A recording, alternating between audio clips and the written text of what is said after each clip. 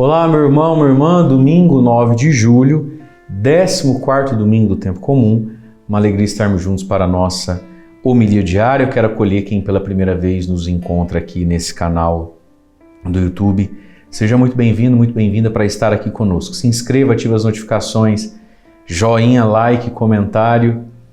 Sempre e toda vez isso impulsiona o nosso canal do YouTube para mais pessoas. Gente, ao longo dessa homilia, se vocês ouvirem barulho de coisa batendo, de serra, enfim, quem está com o Padre há mais tempo sabe, estamos em obras, o Santuário São José sendo construído. E aliás, gostaria que você visse aí como está ficando, tem novas imagens para você. Só que às vezes acaba entrando muito barulho aqui, mas é o horário que o Padre tem para fazer a homilia. Então, se tiver muito barulho, paciência, mas também muito obrigado a tantos de vocês que, por carinho à nossa evangelização e devoção a São José, também nos ajudam, né, nesse momento da nossa comunidade, da nossa paróquia, fazem às vezes doações a nós aqui. Deus abençoe e retribua quem tem feito isso por nós, quem sente no coração o desejo de fazer parte dessa construção do Santuário São José. Deus recompense a sua bondade e a sua generosidade. Vamos ao Evangelho desse 14º domingo do tempo comum. Mateus capítulo 11, versículos de 25 a 30, diz assim: Naquele tempo, Jesus pôs-se a dizer: Eu te louvo, ó Pai, Senhor do céu e da terra, porque escondeste essas coisas aos sábios e entendidos e as revelaste aos pequeninos. Sim, Pai, porque assim foi do teu agrado. Tudo me foi entregue por meu Pai, e ninguém conhece o Filho senão o Pai, e ninguém conhece o Pai senão o Filho, e aquele a quem o Filho o quiser revelar. Vinde a mim, todos vós que estáis cansados e fatigados sob o peso dos vossos fardos, e eu vos darei descanso. Tomai sobre vós o meu jugo e aprendei de mim, porque sou manso e humilde de coração, e vós encontrareis descanso. Pois o meu jugo é suave e o meu fardo é leve. Palavra da salvação, glória a vós, Senhor. Um louvor e um convite. O Evangelho de hoje começa com uma explosão de louvor. Jesus diz: Eu te louvo, ó Pai, Senhor do céu e da terra.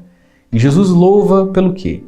Porque escondeste essas coisas, ou seja, o Evangelho, a sabedoria do céu, né? O próprio Jesus. Escondeste essas coisas aos sábios, aos entendidos e as revelaste aos pequeninos, aos pobres. Jesus estava como que escondido para o olhar dos sábios, dos entendidos e poderosos do seu tempo. Até hoje é assim. Mas ele é revelado, é um véu tirado para os pequeninos, para os mais pobres. Não é porque eles sabem mais, é porque eles acolhem melhor o Cristo, né? Jesus e a sua sabedoria. A primeira leitura da missa desse domingo, desse final de semana, diz assim: Assim diz o Senhor: Exulta, cidade de Sião, rejubila, cidade de Jerusalém. Eis que teu rei vem ao teu encontro. Ele é justo, ele salva, ele é humilde. Vem montado num jumento, um potro, cria de jumenta, né?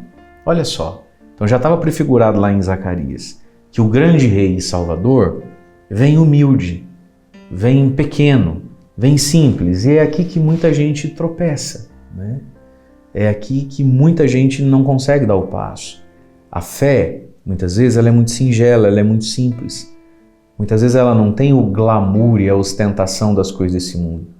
Quantas pessoas, às vezes até dentro da igreja, mas sobretudo quem está fora, né, consideram o Evangelho, Jesus, as virtudes, a santidade, como algo cafona, brega, né, fora de moda. A gente sabe que está certo, mas tem vergonha de viver aquilo. Então, Jesus está louvando porque Deus se mostra e se revela aos pequeninos. Agora, essa pequenez, a gente pode vivê-la, que é a humildade diante de Deus. A humildade diante do fato de que nós somos transitórios e passageiros, de que só Deus é eterno, absoluto. A humildade de querer ser amigo de Deus, ter a Deus e não se importar tanto com as vaidades e as glórias desse mundo. Então, por mais importante que um ser humano seja, ele pode ser pequenino se ele sabe, reconhece e vive isso. Ao mesmo tempo que tem gente que é quase ninguém no mundo, na sociedade, mas se sente importante demais, né? Mas então tem esse louvor de Jesus. E aí Jesus continua louvando: Sim, Pai, porque assim foi do teu agrado. Tudo me foi entregue por meu Pai, ninguém conhece o Filho senão o Pai, e ninguém conhece o Pai senão o Filho, e aquele a quem o Filho quiser revelar. E aqui tem algo profundo. Deus existe e é possível conhecê-lo, mas só é possível conhecê-lo verdadeiramente através de Jesus Cristo. Fora de Jesus Cristo, Deus é uma especulação. Fora de Jesus Cristo, o Pai, Deus, ele é uma boa vontade nossa. E aí o ser humano de vez em quando acerta no que diz sobre ele, mais erra do que acerta. Mas ninguém conhece o Pai senão o Filho e aquele a quem o Filho o quiser revelar. É Jesus quem revela a Deus. Fora do Evangelho, pode ser bonito, pode ser poético, mas não é exato, não é aproximado, não é real. Ninguém conhece a Deus senão Jesus e aquele a quem Jesus quiser revelar. Agora a boa notícia é, Jesus quer revelar o Pai a todos, a você e a mim. Tanto é que já na sequência vai vir um convite maravilhoso, esse texto é famoso, né? Vamos grifar aqui com o meu verde Palmeiras para nunca mais esquecer. Vinde a mim, todos vós que estáis cansados, fatigados, sob o peso dos vossos fardos, eu vos darei descanso. Jesus convida, vinde a mim, todos vós que estáis cansados. Veja, Jesus escolhe os últimos, né? Ele não disse, vinde a mim, vós que sois mais santos, vós que... Vinde a mim, todos vós que estáis cansados, fatigados. Parece que o critério para ir para Jesus é justamente não estar bem, né? Vinde a mim, todos vós que estáis cansados, fatigados, sob o peso dos vossos fardos, eu vos darei descanso. Quais fardos? Os fardos da vida. Os fardos dos pecados que eu cometi e agora estou colhendo. Os fardos dos pesos do outro que eu é que carrego. Os fardos da vida.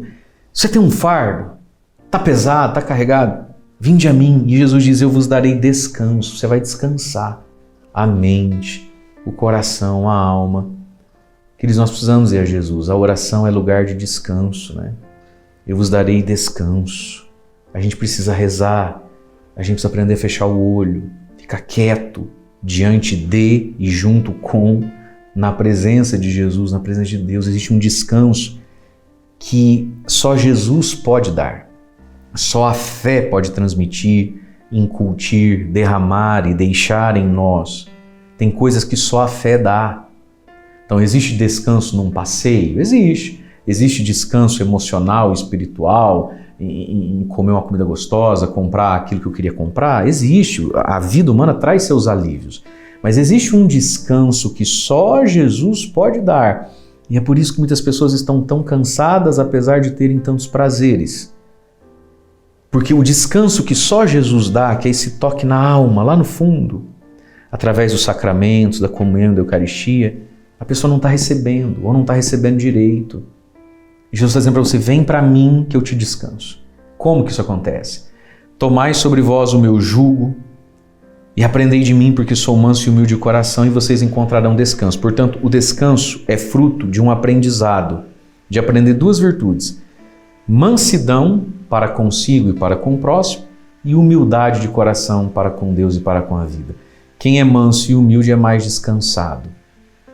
Quem é muito irado, estressado, vive cansado. Olha o que Jesus está dizendo. Você quer ter descanso?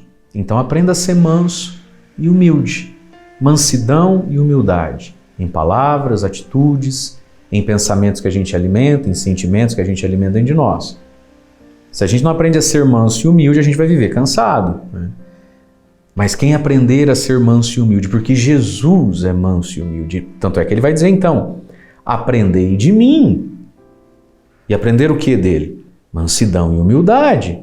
Talvez até hoje, para você que está me escutando agora, mansidão e humildade é coisa de fraco. Não, mansidão e humildade é coisa de Jesus. Talvez para você até hoje mansidão e humildade é coisa de gente boba. Não, mansidão e humildade é coisa de Jesus. Quem sabe você pudesse virar essa chave para começar a desejar aquilo que você sempre achou brega, cafona, feio e antiquado. Não, não é nada disso. É Jesus, é assim. E aqui está, meus irmãos, o segredo da vida é querer ser como Jesus é, né? Ser como Jesus é. E vós encontrareis descanso, pois o meu jugo é suave, o meu fardo é leve. O outro evangelho vai dizer canga, né? Jugo é aquilo que coloca entre dois boizinhos para eles andarem juntos, né? Então você passa uma madeira no pescoço de um, uma madeira no pescoço do outro e une os dois. Jesus está dizendo, essa canga, esse jugo, o meu é suave e é leve, não é pesado. Ah, padre, mas por que às vezes parece tão chato e tão pesado? Bom, porque a gente está vivendo na carne.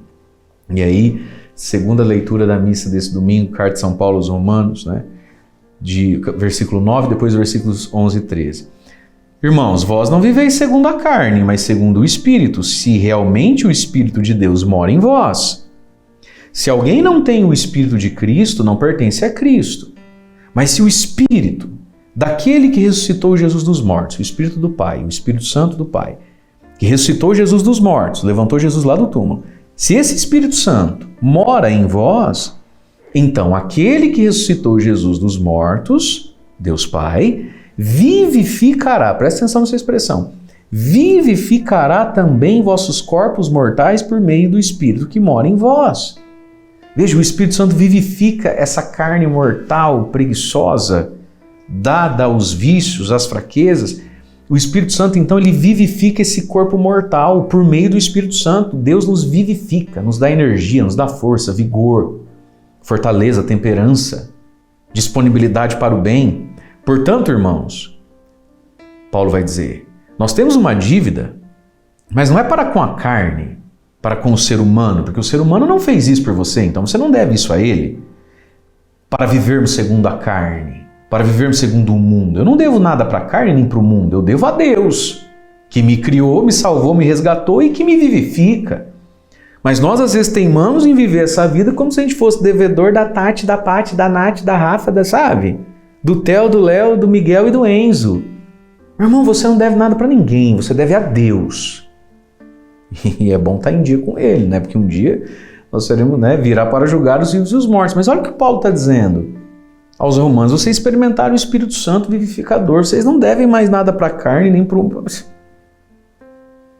Vivamos de acordo com Deus. É a Ele que nós devemos tudo. Aí Paulo continua. Pois se viverdes segundo a carne... Vou grifar aqui no meu verde Palmeiras. Pois se viverdes segundo a carne, morrereis. Vai dar ruim isso aí, filho.